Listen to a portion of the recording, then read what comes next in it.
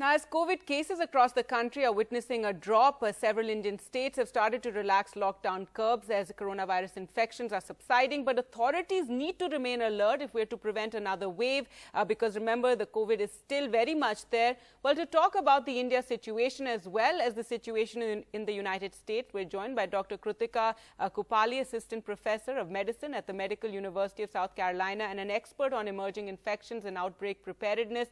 Thank you so much for joining us on the show. Now, India's COVID cases are on a firm downward trend, but as I mentioned, this comes as many states are now reopening after a lockdown. So the next few weeks are going to be crucial, isn't it? Yeah, that's a very good question. I think that the lockdowns were important to help stop the chains of onward transmission, which it looks like they have helped as we've seen cases decrease. However, as we start to open up again, we're going to have to keep an eye on the case counts and what happens. And so it will be very important for people to continue to adhere to those important public health measures we've been talking about for the last year and a half. So wearing their face masks, trying to physically distance as much as possible, which can be very challenging in India, and making sure that they're trying to get vaccinated when they are able to. I think all those things are going to be really important. And most importantly, if they're sick, to stay at home and not go out in public. And so we'll keep a close eye on things as they reopen society and see what happens to case numbers and what happens at the hospitals. That will be important to see. Now, recently in the UK, a study has said the Delta variant may be causing more hospitalizations, but so far in India, we have a study that says it's more transmissible, but we don't know for sure if it causes more severe disease. Yes, so it does look like that the Delta variant is more transmissible. And so what can happen when you have a disease that's more transmissible is then you have more and more people becoming infected. And as you have more and more people becoming infected, we know that that can increase the burden on hospitals and then potentially also lead to more deaths, right? And so that's, again, why it's so important for people to get vaccinated when they can get vaccinated, because we want to really protect those high-risk individuals who are at greater risk from getting COVID and then subsequently having adverse complications such as death.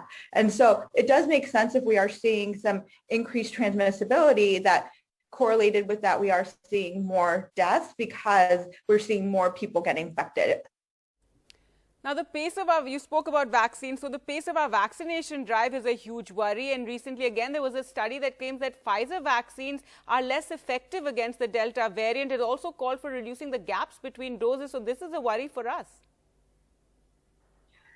Yeah, so I think the data coming out in Lancet is definitely concerning. And I think what we've seen, given the Delta variant, it's really important that we speed up our vaccination campaigns and that we adhere to the science that was done in the clinical trials. So, I think it's important that we try to maintain the duration between the doses. We try and roll out the vaccines to those particularly at the highest risk. So those who are on the front lines in the hospitals. I know that there have been a number of healthcare worker infections and deaths. I think the highest risk populations, those over the age of 60 with comorbid conditions in particular. So I think that's really important. And I think that the data coming out about the vaccines makes it even more important that people are getting at least 2 shots of the vaccine to get the most protection that they possibly can. So doing it as quickly as possible and getting at least 2 of those doses. And then, there's talk about down the road possibly needing a booster as well. Now, we do know the vaccination drive in the U.S. is moving quite rapidly, and President Biden announced they want to vaccinate 70% of adults with 1 dose by July. Yeah, so, things in the U.S. have been looking better. So we have vaccines have been really pushed out quickly. And we're really at a point now where the supply of vaccines is really exceeding the demand. And so we're really trying to reach out with vaccines to communities that have been difficult to access, communities they may be hesitant about the vaccine, to try and get them to take up the vaccine. But we really are in a situation now where we have more vaccine than there's demand for. And I think, one of the things that we've been talking about is the importance of sharing those extra doses of vaccines to the rest of the world. So places that are seeing surges, such as India, such as Brazil, parts of Africa that are seeing surges, and also donating those doses to COVAX. I know the Biden administration made a first step in that last week with giving 25 million doses, but we need to do more. Now, I know that you've been advocating for sharing of vaccines with other countries and how, we're not all safe unless everyone is safe.